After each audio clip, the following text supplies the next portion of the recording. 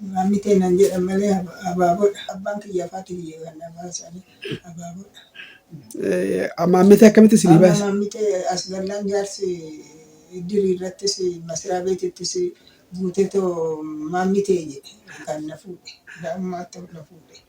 Amma balaa kanaatti maammitee jedhaniitoo qabaleettis mataa oqaanaa baasan. Malee abaaboodha maqaan kiyya kanaatiif abbaan kiyya na baasan.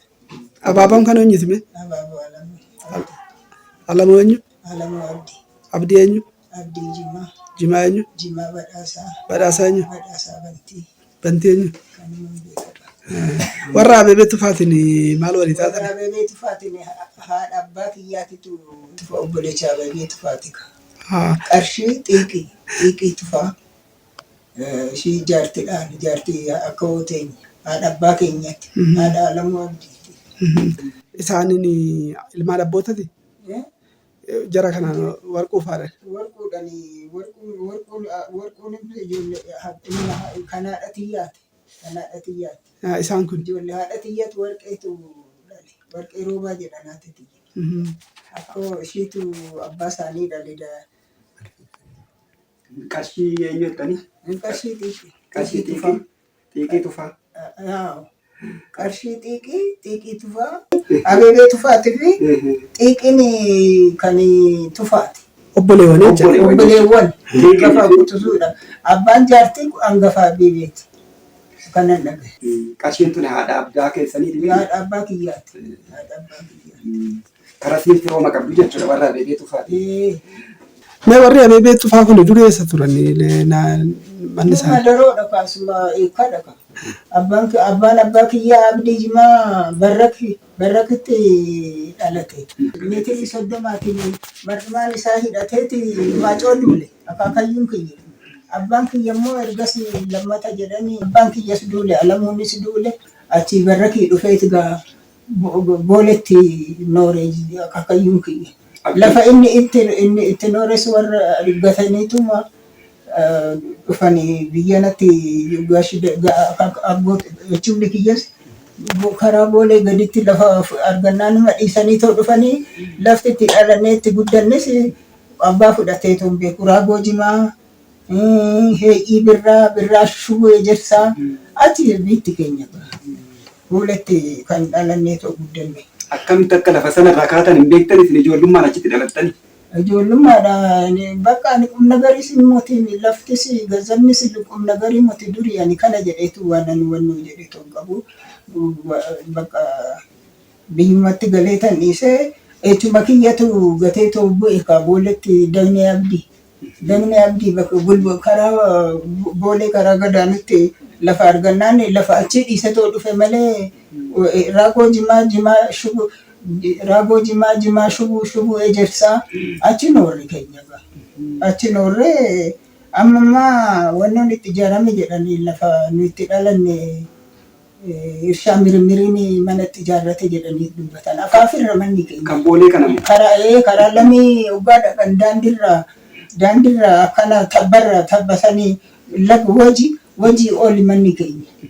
Achiyyuu bakka isaanis gataniitoo deemanii lafas anis deebi'ee toon gaafanne qubna gariidhaan jenne kan obboleettiin qabus kan biraatis obboleettiin xiyyees daa'immaatti duute bakka kan kana jedhee too qubna garii goonetu wannoon jenne malee amma irshaa mirmiriin irratti ijaarrate jedhan afaaf irratti dhalanne boolee afaaf irratti nu gad immoo laga wajiititu jira. Achitti dhalanne achitti gudde. Akaakayyuun kiyya barrakii dhufee achitti nooree bakka achumatti hunduu dhalataniitu achumatti gudde. Laga wajjii kun jiraam? Lagni wajjin. Lagni maa jiraatu neecha dhaqa lagni guddaadha. Jira laga guddaadha. Laara jira lagni guddaadha. Sirni achirratti godhamu jira laga wajjii isa gabbara qabaa seera qabaa seera ittiin godhamu. Seera nu oli warra wannoo jedhanii warra godee bantii jedhan mana keenya oli warra godee bantii jedhan. Achi jedha achi nu oli gaa warri godee bantii kun. Warri godee bantii warra ayyaanati. Warra ayyaanatti galma ayyaana. Godee bantii alkoo bantii jedhan. Warra alkoo bantiiti. Achi nu oli isaanii abbaan kiyya immoo intala isaanii fuudhee haati tiyya duuna. Intala godee bantii fuudhe. achi noorree. Warri alkoo bantii kun jira amma. Warri alkoo bantii illee daadhiin ijoollee intalti daadhii as jirti takka malee baay'eetu du'ee kan jirus jira.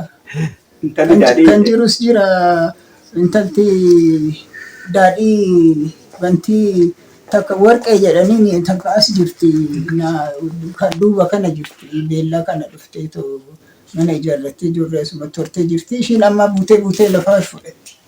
Warqee miti ishiin? Warqee wannooti daadhiiti. Daadhiin kamiyyuu? Daadhiin kan alkooti. Alkoo bantii. Warra alkoo bantii jechuudha. Amma beellaa jirti ishiin? Ishiin duuba kana jirti akkana gadi ijoollee wajjin. Duuba kana jechuudha. Manas qabdi irsi ishiidha mana qaba. Mana irsaa ta'e irsi ishii duunan ijoolluma ishii wajjin as noorti. Mucaan baay'ee jalaa hidhamee waan jalaa hidhamu wajjin bara meeqatti hiikamee ta'u malee waaqa galanna rabbi. Isaan malee qabdu. Warri alkoo bantii kun ishii malee sanyiin isaanii kanaaf hin jiru. Baay'ee jiran kan waasaaree hunda. Du'a kaa baay'eetu du'e. Nama baay'eetu du'e. Eessa teessuun isaanii yeroo sana boolee kana bakka kam? Lamii wannoodha gadi kan wajii ol kan lamii jedhani. Boolee lamii kun kan isaaniiti. Boolee lamiidha kaa'ee. Amma lamii jechuun lafee lamuu minaamina jedhama maqaan isii babbadee maal lafas achi jiranii akkanatti noorree anis daa'ummatti as galee bakka asumatti hafee warri keenyas lafa gatanii too babbadanii kun maal abbaan keenyas du'e. Abbaan keessan obboleewwan jiru? Obboleewwan abbaa keessanii? Obboleewwan abbaa kiyyaa jecha jiran du'an.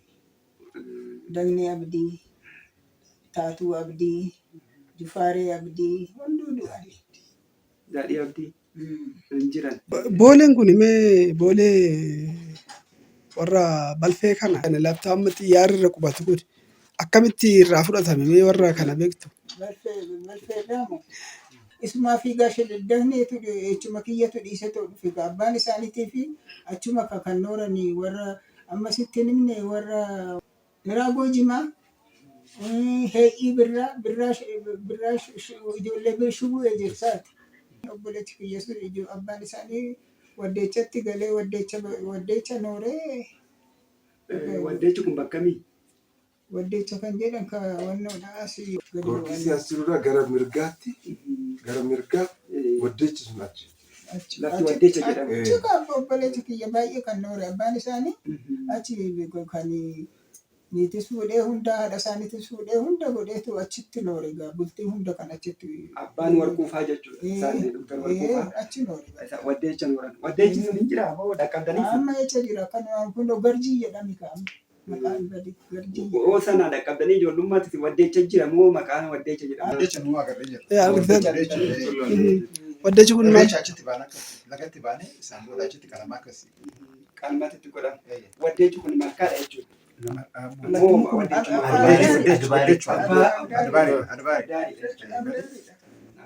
Lagatti irreecha baanee isaan booda deebinee arbaarii jalatti waddeecha jalatti qalame jechuudha. Eenyu kan qalu abbaan kolfaa yoo ta'u? Baalchaa Tufaati. Baalchaa Tufaa. Isaan waliin laga bu'uun akkasi. Warri Baalchaa Tufaa kun barra kam? Asuma isaanis. Baalchaa Isaan waliin laga bu'uun. Gizee roobni dides roobsisuu godha. Laga bu'uuna lagaa gizee deebiin roobni rooba. Isa ijaan argee jira. 77 natti fakkaate. 77tti keessan laga bu'uunee akka roobni roobuuf. Gizee lagaa deebinu nu waliin agarre. Rooba guddaatu roobe. Dabbiitu roobe yeroo laga bu'uunee gizee deebinu. Maskalatti laga bu'anii waaqa kadhatanii galan. Bara tokko irreecha dhaqu maskala. Bara tokko bokkanyi roobuu dideet nuyi gaa dubra afurtu godhanii jaartii beerra wajjin lagatti nu ergan. Hoggaa nuyi laga garjii kanatti isgoo jennee hoggaa manatti tabba baanee hoggaa gallu bokkanyi roobe. Kana beeku. Bakka miini lagni garjii kun bakka itti irreeffatamaa ture? Malkaan isaa bakka miini? Malkaa ce'an kaawwannooti kan kotabee laga kotabee jedhanii isuma hoggaa ce'an hirreeffataniitu dabra laga hoggaa ce'an hirreeffannee baay'ee ce'ena. Bakka sanatti irreecha ba'ama? Hirreeffannee magra kutannee magra hirreeffannee laga ce'ena. Bakki sun jiraa? Falchi jenneetu magra wannoo jenneetu. Bakki sun amma akkam ta'ee jira? Jira isaantu beekama. Kan tacha nu isaan. Arraabii jedhame iddoo arraabii jedhama amma salaam safar jedhanii safarra irratti maqaa hojii jiranii Achumatti guddatanii isaan amma gaafa salaam safar jedhama. Jijjiiramni dhufe jedhan kanaati wanni lafa kana dhiyeeffachuuf ragaa qabdaniin dhiyeeffattanii yaaliin dhiyeeffachuudhaaf yookiin kaasaa gaafachuudhaaf gootan hin jiru. Qabalee keessatti ganda erganii nutti erganii ijoolleen gabaree jirti jedhanii gaafatan. Isaan gaafannaan nuti ijoollee gabareeti jennee deemne. Walgahii waamanii gabareen ganda kanarra hin jiru nuun jedhan. Gabarumti ka jedhamu garjiirra hin jiru nuun jedhan. Kana beebisanii isaan deebi'u.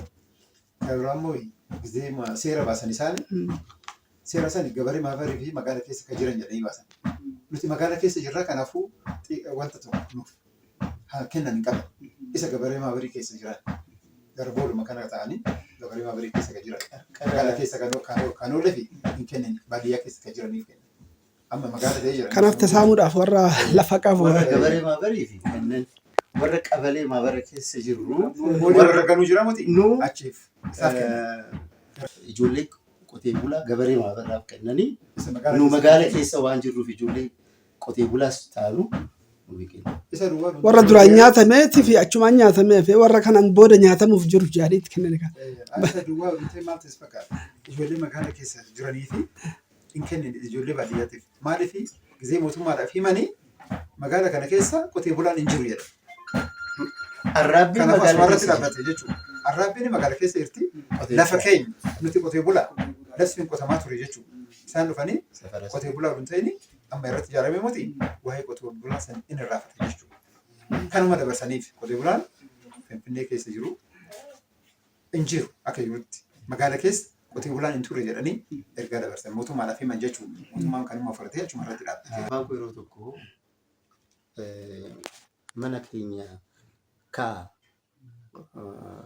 lafa caraqaatii keessanii jedhanii mana guddicha qabnu kana kaasuudhaaf qophaa'an. Mana maazagaajaa abbaan kootiif Anatu waliin deeme. isa waliin deeme. Mandarraa Seenaa waliin sana deema. ibsi. Obboleessi Kootiif Diiguudha jedhanii safara sana akka bara jirutti. wayyaanitti. Bara wayyaanitti. Abbaan Dargee koo hin ta'in bara wayyaanitti. Safara sana akka jirutti qotisa keenyas jechuudha. Safara akka jirutti kaasanchi safara maalii kan jedhamu jira. Isa hunda akka jirutti hin diigan jedha. Jennaani abbaan kiyyeen deemee dubbiseen mazagajatti jechuudha. Lafa kiyyee akkas ati bosona aduun dhufeni bosonatti soduun galiini mana kana ijaare akkamitti nurratti diigdan jennaani maal qabdan jedheen kana qabe jedhee itti mee ayi lafa keessan hin diignuyi isa garuu qotisa keessan irratti ijaaran irraa diignaa kan isaanii diigan malee keessan hin tuqamu jedheen abbaa kiyyaan jechuudha. Achuma irratti hafe jechuudha. Diiggaan sunuu achuma irratti hafe jechuudha. Guyyaa sana waliin turre kana waliin. Isaan boodan wanni dubbate baay'ee kan barbaachisu ilma koo ati biyya kana fi mootummaa kana isin qabatiin warri wayyaane ani lafa ittiin dhaladhee ittiin guddadhee ittiin gurraatee yoo ammas jiraadhe ogguma sadillee hin caalu maaloo naa ibsi amma duutti jedhee itti dubbata abbaa koo isa taa'umsa qabu maazagaajaa keessatti. Saniin achi namtichi sunis waan gaariitti fudhate garuu. Jechuun maal inni abbaan keenyas hoggaa dubbate keessatti hoggaa sana eegi isaan booda nagartu jedhee. nan du'aa gaafsa fudhatta yoo ta'e fudhatta lafa sadii. Abbaan keenya hin Maaloo hoggaa sadii dubbatee du'e. hoggaa sadii naa obsi gaafan du'e ati fudhatta odoo ati hin dhufiin odoo asitti hin galiin odoo hin dhalatin iddoo kana jira garuu hoggaa sadii mee yoo hin jiraadhe kana caalaan jiraadhu jedhe. Baay'ee tuqame nuti. Indiigni si lafa sana akka jirutti dhiisanii. Indiisa. Namichallee otoo hin Oduu hin deebiin deebiin. bara wayyaanii keessa jechuudha. Bara isaa yoomi yaadattuudha. Waraqaadhaan jira garuu yaadadhu. Bara 2097 wal ta'in 2000 irratti. Kuma lamarra. 2000 irratti. Kuma lamarra. Amma Giyoorgisii bukkeedha. Giyoorgisii bukkeedha kan jiru. Lafti kaaree meetira 4,000 ol ani bakka itti dhaladhe jechuudha. Lafa abbaa kiyyaati. Lafa abbaa kiyyaati. Lafa kana maal godhan? Nuti abbeen kiyyaa yeroo gaafatu inni immoo biyya Mataaraatti deemee achumatti hafe. Yeroo san inni yeroo deemee achitti hafuudha horii keenya akka tiksu ni jira miti. Mana kana eegi jedhee itti kenneef jechuudha. Yeroo dargiin dhufe immoo inni warase jechuudha dargiin. Waraseetuma maal godhe? Mindaatti baase. Kiraayee godhatee jechuudha. Manuma keessa. Manuma keenya.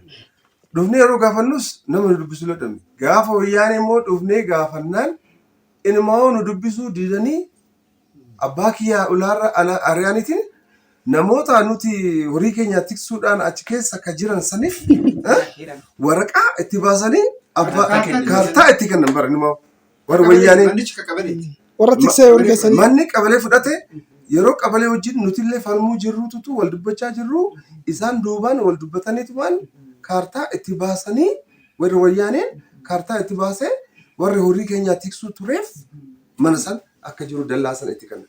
Kaaree meetira 4,000 caalaadha. Kan keessan ture. Keessa anaatu itti dhadhe kabbaa kiyyaati misikiri meeqas waan jirudha. Waan nama ajaa'ibsiisa. Isaan amma isin wajjin firooma qabdan tokkoffaa akkaataa loqoda keessan argeetti dhufate. Mee akkamittiin achi deemtanii lammaffaa immoo isaanii wajjin hariiroon isin qabdan warra Doktara Dhufaa wajjin fi maqaa keessan irraa maqaan keessan. Ani Mastiin Girmaan jedhama. Girmaa Irkoo Badhaaneedha. Garuu nuti abbaan keenya dhalataa asiiti hundeen isaa hundaadha asumatti. Nuti ilmaan isaan obboleetti abbaa kiyyaati jechuudha. Isaan kadhalte walumaan guddatan walumaan jiraatan. Abbaan kiyyaa asirraa kan baqatee biyya biraa deeme maaliif haati kiyyaan jalaa baddee isii barbaachaaf jechaadha gara Mataaraa kana achi deeme jechuudha. Innis achi deemee bakka isinis achumatti hin arganne achumatti immoo hojii qaxarame jechuudha attitti. Mataaratti. Ana immoo na deebisee asirraa harmee isaan bira wajjin jiraachaa ture adaadaatti iyyaa jechuudha. Nuti bar harma tokko dhugaadhaan bulle guddanne bar wajjumaan guddanne lafa tokko irratti. Kanumaafuu ana immoo na deebisee abbaan kiyya achi na fuudhe jechuudha.